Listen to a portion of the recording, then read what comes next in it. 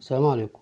معرفش ليه أنا بعمل الفيديو ده، بس حبيت أشارك معاك طريقة استخدامي للموبايل، التطبيقات اللي بستخدمها، طريقة ترتيب الموبايل، الشاشة الرئيسية والتطبيقات أو الأيقونات اللي عليها وطريقة ترتيبها، الشكل الأسهل والأسرع والأحسن من وجهة نظري، وأظن إنه في ناس بتهتم بالحاجة دي. ممكن تلاقي عندي تطبيق يعجبك أو حاجة تفيدك. يلا بينا نبدأ. وهو ده تليفوني الشخصي، وأول حاجة هنبص عليها سوا أو هنستعرضها لوحة التحكم. الحاجات أو الخصائص اللي بستخدمها دايما أو بستخدمها كتير مطلع أيقوناتها فوق زي ما انت شايف كده عشان تبقى سهلة الوصول وأوصلها بسرعة. دي الحاجات اللي بستخدمها دايما أو بستخدمها كتير. وتعالى بقى كده نبص على الشاشة الرئيسية.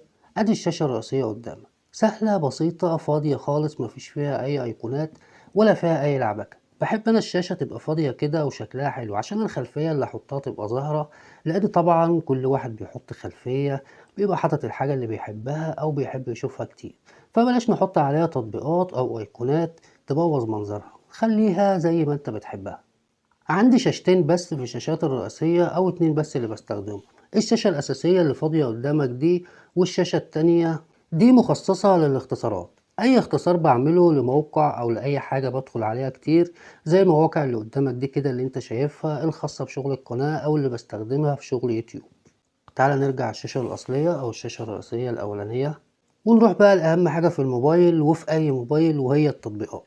كل تطبيقاتي أو كل التطبيقات اللي أنا بستخدمها على موبايلي مجمعها في الأربع فولدرات اللي تحت اللي أنت شايفهم دول، ومتجمعين أو مترتبين بطريقة منظمة، كل حاجة عشان حاجة.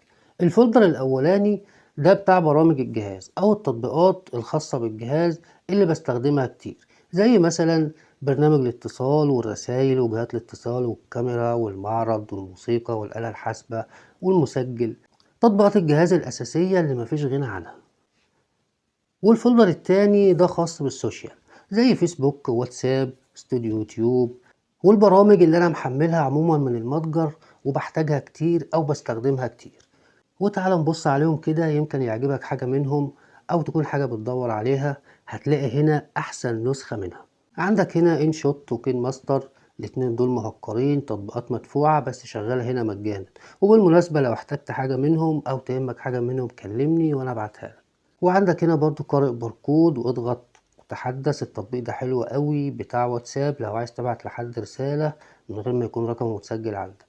وسناب سيد، والتطبيقين دول بقى اللي جنب بعض الحمر دول، التطبيقين دول حلوين قوي. تطبيق بيعدل على سجل المكالمات الافتراضي اللي على تليفونك، والتطبيق التاني بتاع الرسايل كنت شرحتهم في فيديو قبل كده، هسيبهولك في الوصف تحت الفيديو ده.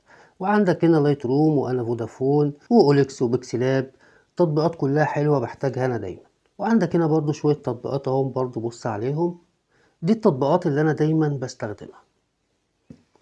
والفولدر التالت ده خاص بتطبيقات جوجل، في كل حاجة خاصة بجوجل قدامك برضه اهو بص عليهم. اما الفولدر الرابع ده بقى فده خاص بتطبيقات هواوي او التطبيقات اللي ما بستخدمهاش كتير، حطيتها انا في فولدر لوحديها، وغالبا الفولدر ده ما بفتحوش كتير. تحس بقى كده ان الموبايل مترتب وسهل وكل حاجة معروف مكانها، تحس كده انه متقسم فئات، والشاشة الرئيسية فاضية شكلها حلو، مفيش فيها لعبكة ولا كلكعة. بس يا سيدي هو ده موبايل الشخص.